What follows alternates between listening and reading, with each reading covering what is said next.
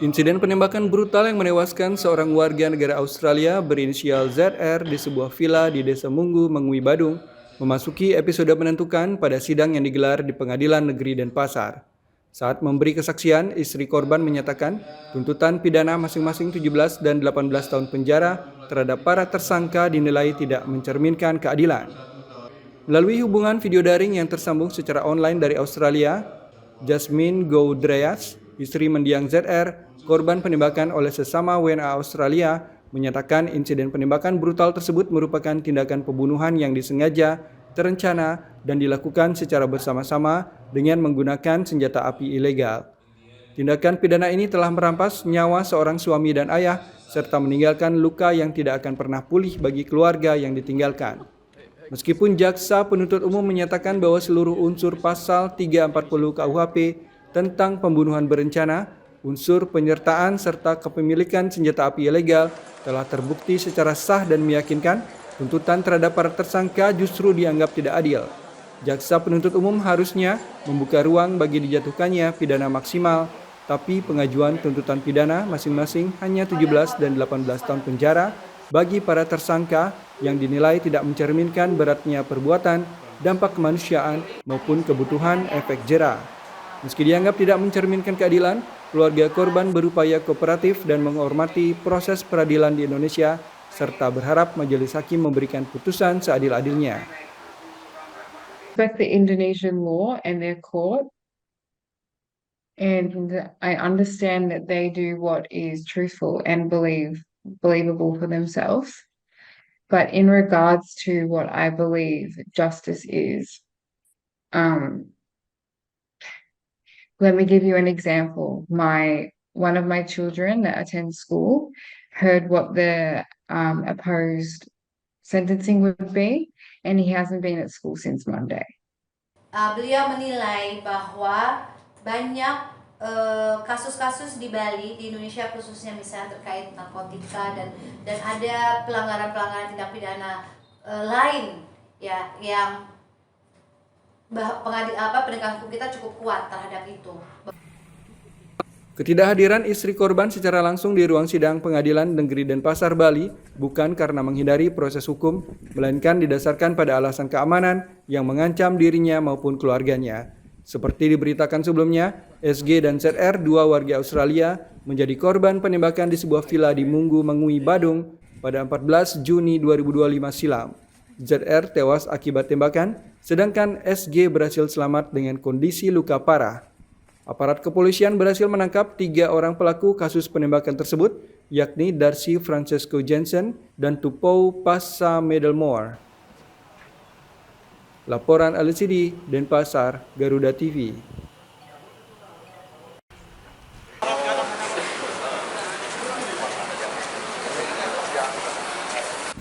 Untuk menekan angka kecelakaan armada bus antar kota antar provinsi atau AKAP, Polres Badung meningkatkan pengawasan terhadap angkutan umum dengan menggelar pemeriksaan kelayakan kendaraan atau rem cek pada bus AKAP di Terminal Mengui, Badung. Dari hasil rem cek terhadap lebih dari 50 bus AKAP per harinya, lebih dari setengahnya tidak lolos uji karena banyak ditemukan armada bus AKAP yang tidak layak jalan dan membahayakan keselamatan penumpang. Petugas gabungan menghentikan satu persatu bus antar kota antar provinsi atau AKAP yang masuk ke Terminal Mengui, Badung. Para petugas selanjutnya melakukan pemeriksaan rem cek meliputi 3 unsur yaitu unsur administrasi, unsur teknis utama, dan unsur teknis penunjang. Hal ini untuk memastikan armada bus yang diperiksa layak jalan. Unsur administrasi meliputi kartu izin muatan, kartu izin stup, dan SIM pengemudi. Untuk unsur teknis utama diantaranya terkait sistem penerangan, sistem pengereman, badan kendaraan, ban, perlengkapan, dan dimensi muatan. Sedangkan unsur teknis penunjang meliputi pengukur kecepatan, sistem penerangan dan badan kendaraan, serta perlengkapan kendaraan. Dari hasil rem cek terhadap lebih dari 50 bus akap perharinya, lebih dari setengahnya tidak lolos uji. Petugas memberi peringatan kepada lebih dari 30 bus akap per hari untuk segera melakukan perbaikan karena masih ditemukan sejumlah kerusakan minor. Sejumlah item-item yang direkomendasikan untuk diperbaiki antara lain lampu utama, lampu rem, penyeka kaca, kondisi ban gundul, kaca depan retak, spion pecah, hingga ketiadaan alat pemadam api ringan dan kotak P3K. Hal ini dilakukan untuk memastikan bus beserta kru berada dalam kondisi layak jalan guna menjamin keamanan dan keselamatan perjalanan. Kasat Lantas Polres Badung, AKP Niluh Tiviasih mengatakan ramcek dilakukan untuk memastikan kondisi teknis kendaraan serta kesiapan dan kesehatan pengemudi sebelum bus beroperasi mengangkut penumpang di jalan raya. Upaya ini untuk menekan angka kecelakaan dan menjamin keselamatan penumpang maupun pengguna jalan lainnya. Pelaksanaan rem cek ini juga bagian dari Operasi Keselamatan Agung 2026 mulai 2 Februari hingga 15 Februari 2026 dengan menitik beratkan kegiatan preventif. Cek itu untuk mengecek lebih awal bagaimana fisik daripada kendaraan tersebut, apakah layak tidaknya untuk berangkat ataupun tidak. Ya. Apakah ini akan berkelanjutan Bu menjelang? Ini berkelanjutan Pak. Ramcek ini sudah dilaksanakan setiap hari dari kepala terminal BPD langsung di terminal ini dilaksanakan setiap hari untuk ramcek tersebut. Kalau kita dengan tingkat pengecekan itu rata-rata 57, yang lolos hampir 34-an. Yang tidak lolos. Yang tidak lolos. Yang tidak lolos.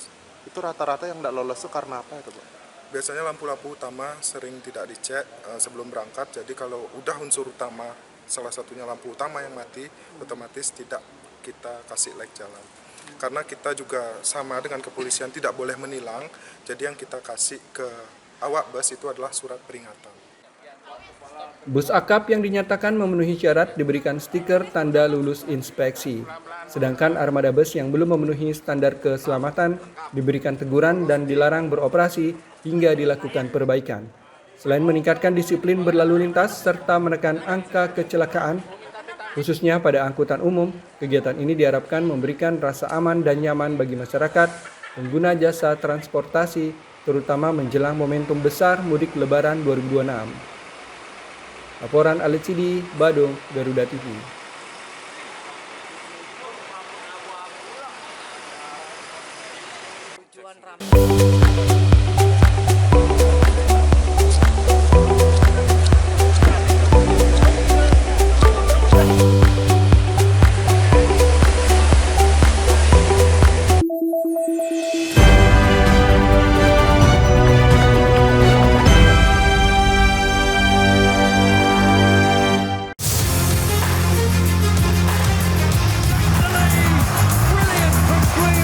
Update terbaru dari dunia olahraga terkini dari nasional dan internasional. Ikuti analisis tajam dan rekap momen epik dunia sepak bola. Namun, yang menjadi sorotan utama pada kemudian di sini mungkin Hafner akan tetap. Saksikan Sport 8 setiap hari pukul 11 malam dan 7 pagi hanya di Garuda TV. Yang pertama dan paling hangat, informasi yang menemani Anda memulai ragam aktivitas. Dan alhamdulillah sekarang sudah bisa kita lepas. Besok pagi akan dilakukan pemeriksaan medis. Jadikan pagi Anda lebih berarti dengan kabar terkini. Laporan 8 pagi. Setiap hari pukul 6 pagi. Hanya di Garuda TV.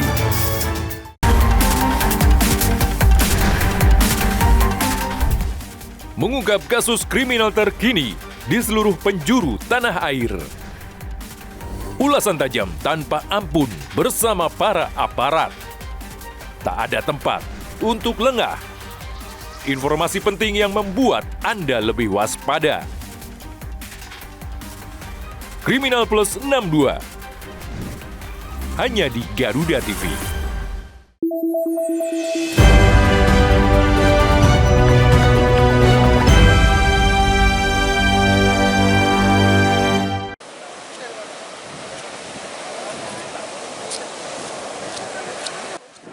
Aksi kerja bakti bersih sampah laut yang diinstruksikan Presiden Prabowo Subianto bukan hanya diikuti pelajar, mahasiswa maupun ribuan personel lintas instansi, tapi juga para warga binaan Lapas Kelas 2A Kerobokan, Badung, Bali. Aksi nyata yang dilakukan para warga binaan ini menjadi upaya nyata untuk bersama-sama menjaga kebersihan dan kelestarian wilayah pesisir Pulau Bali, sekaligus menunjukkan wajah pemasyarakatan yang lebih humanis dan inklusif. Sejak pagi hari, belasan warga binaan Lapas Kelas 2A Kerobokan berbaur dengan ribuan warga, pelajar, mahasiswa, serta personel lintas instansi pada kegiatan bersih-bersih sampah di Pantai Kodonganan, Kuta Badung. Dengan gesit, para warga binaan memungut sampah plastik yang berserakan di pinggir pantai, serta membersihkan ranting dan batang pohon yang mengotori pesisir Pantai Kodonganan.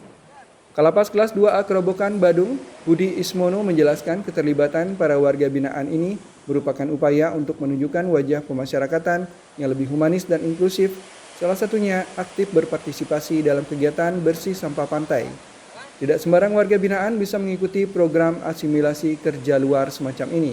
Pihak lapas melakukan seleksi ketat dengan salah satu syaratnya adalah yang bersangkutan sudah menjalani setengah pidananya serta dalam masa persiapan berintegrasi dengan masyarakat. Dilibatkannya para warga binaan sekaligus bentuk pembinaan kepribadian untuk menumbuhkan sikap gotong royong, kepedulian sosial, dan kesiapan mereka saat kembali menjadi bagian dari masyarakat yang produktif. Ya antusias, mereka pagi-pagi jam 5 tadi udah siap. Mereka jam 5 udah bangun, malah justru mereka bangun duluan daripada saya. Udah siap, kita berangkat satu persatu. Ya. Ini nantinya akan rutin atau seperti apa ini Pak? Kita kemarin sudah komunikasi dengan DLH Kabupaten Badung. Jika ada kegiatan-kegiatan seperti ini, tolong ikutkan kami. Kami pokoknya siap aja di sini dan justru kita mengenalkan mereka kepada masyarakat, bersiap untuk terjun ke masyarakat nanti. Hari ini ada 10, mungkin next selanjutnya kalau ada kegiatan kami siap lebih dari 10. Pak, artinya mereka ini Pak ya sangat antusias dengan kegiatan-kegiatan untuk mendukung kegiatan pemerintah ini Pak ya? Betul, mereka juga kan warga Bali juga, tentunya mereka punya tanggung jawab untuk kebersihan Bali. Salah satu kepedulian sosial juga dari kita sih Pak, kita untuk bersihin Bali macam, karena memang jadi tanggung jawab kita bersama juga. Ya, jadi meskipun masih menjalani masa hukuman, tetap betul. Ini juga yang antusias juga ya. Betul, ya ingin berpartisipasi juga Pak seperti itu. Ya. Kalau dari teman-teman antusias juga nggak ini? Sangat antusias sekali Pak kami Pak. Ya. Selain berkontribusi nyata terhadap kebersihan pesisir Pulau Bali, kesempatan terlibat dalam aksi sosial ini juga menjadi kesempatan bagi para warga binaan bahwa mereka ingin berubah dan berguna di masa mendatang. Masyarakat dan pihak keluarga diharapkan tidak hanya melihat masa lalu mereka yang kelam, tapi juga usaha mereka untuk menjadi manusia yang lebih baik. Kegiatan positif semacam ini diharapkan mampu mengikis stigma negatif terhadap warga binaan, sekaligus menguatkan proses reintegrasi sosial yang memerlukan dukungan dan penerimaan masyarakat luas. Laporan LCD Badung, Garuda TV.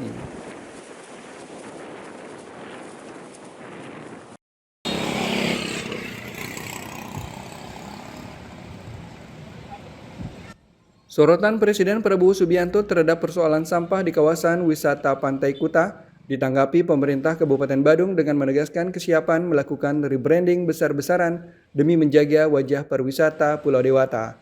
Presiden Republik Indonesia Prabowo Subianto secara terbuka menyoroti kondisi kebersihan Pantai Kuta.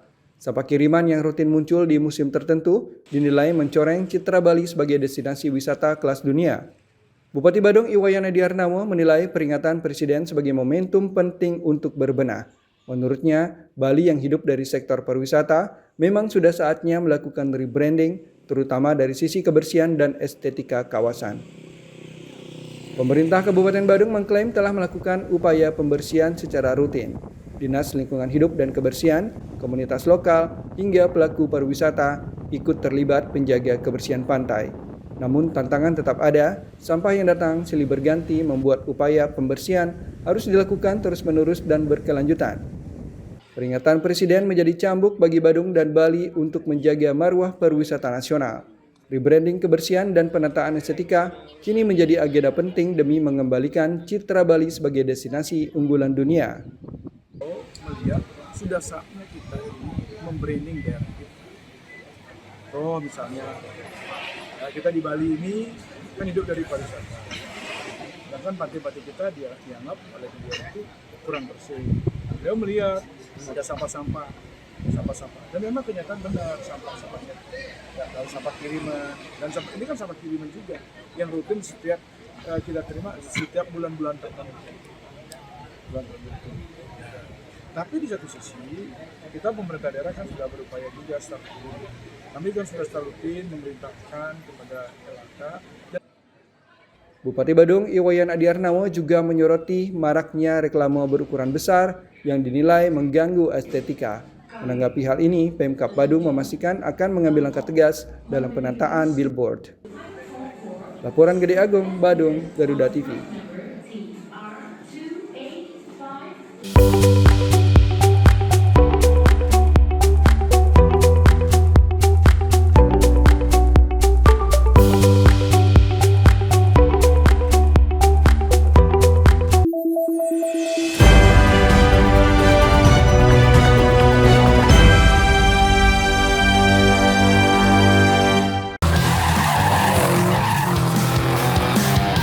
Temukan semua hal menarik tentang otomotif di sini. Pembalap harus mencetak catatan waktu tercepat.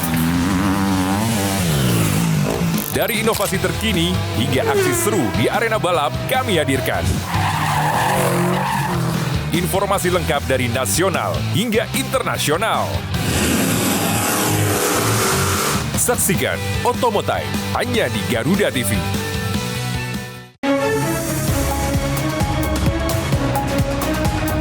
Rangkaian informasi terkini dan mendalam, mengupas peran strategi dan peran penting para pengambil kebijakan. Orang yang bersih, orang yang tidak korup. Kuotanya sudah dinaikkan 15%. Menghadirkan fakta, bukan wacana.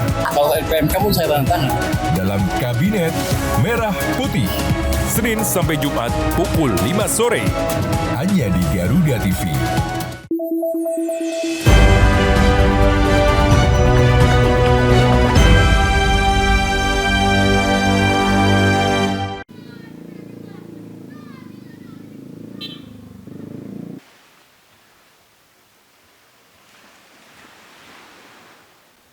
Pemerintah Kabupaten Buleleng berencana merevitalisasi objek wisata Lovina. Upaya ini dipastikan terlaksana tahun ini melalui sumber dana APBD Buleleng 2026 berkisar 15 miliar rupiah. Revitalisasi atau pembangunan objek wisata Lovina dipandang perlu lantaran hampir 3 dekade pembangunan objek wisata kebanggaan Bali Utara itu tak pernah disentuh. Kepala Dinas Pariwisata Kabupaten Buleleng, Gede Dodi Sukma Aksara, saat dikonfirmasi di kantornya mengatakan memang ada program revitalisasi objek wisata Lovina sebagai wujud komitmen Pemkab Buleleng dalam memajukan dunia pariwisata di Bali Utara. Destinasi wisata Lovina yang terkenal hingga mancanegara adalah atraksi wisata lumba-lumba di perairan Laut Bali. Menurutnya, para wisatawan tiap harinya menyaksikan atraksi lumba-lumba dengan menyewakan boat yang dipandu langsung oleh pemilik boat.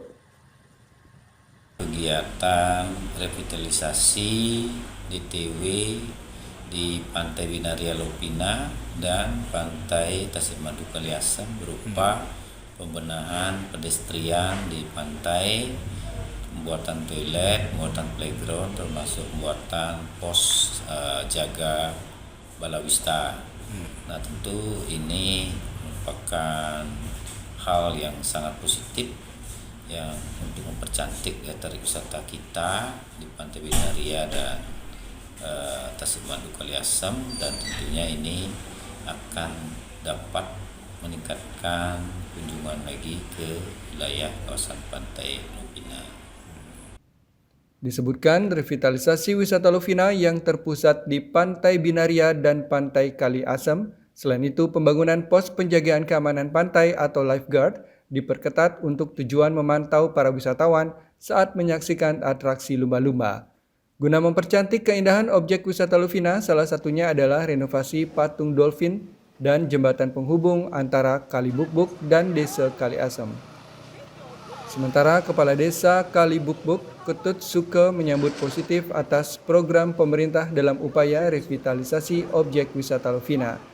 Menurutnya, keseriusan Pemkab Buleleng dalam melakukan terobosan itu adalah langkah strategis dalam memajukan dunia wisata di Lovina. Yang menjadi catatan buat kita ya, ingat bahwa pariwisata Buleleng itu munculnya di Lovina. Dan sebagai satu ikonnya pariwisata Buleleng, ya kita hanya kenalnya Lovina dulu. Nah sekarang seiring dengan perkembangan kan sudah banyak dibangun dari desa-desa wisata yang ada di wilayah Buleleng itu berkembang pesat. Itu artinya tidak hanya mereka ke Lovina, tetapi bisa juga daerah-daerah lain, dan ini akan bawa dampak buat perkembangan perekonomian, jadi pariwisata berkembang, jadi pariwisata mereka tidak hanya tujuan wisata ke Lovina saja, tetapi sebagai cikal bakalnya itu harus juga kita. Hampir seperempat abad objek wisata Lovina, Desa Kali Bukbuk, Kecamatan Buleleng ini tak pernah tersentuh proyek. Dengan adanya program pemerintah Buleleng ini untuk memajukan dunia pariwisata Buleleng pasca COVID-19 menjadi angin segar bagi pelaku pariwisata di area Lovina dan diharapkan menjadi titik balik dunia pariwisata di Bali Utara. Pemerintah desa berkolaborasi dengan Dinas Pariwisata Kabupaten Buleleng dan kelompok Sadar Wisata Bahari Desa Kali Bukbuk terus melakukan inovasi berupa pembuatan terumbu karang buatan di perairan objek wisata Lovina. Laporan Zainuddin Yazin, Buleleng, Garuda TV.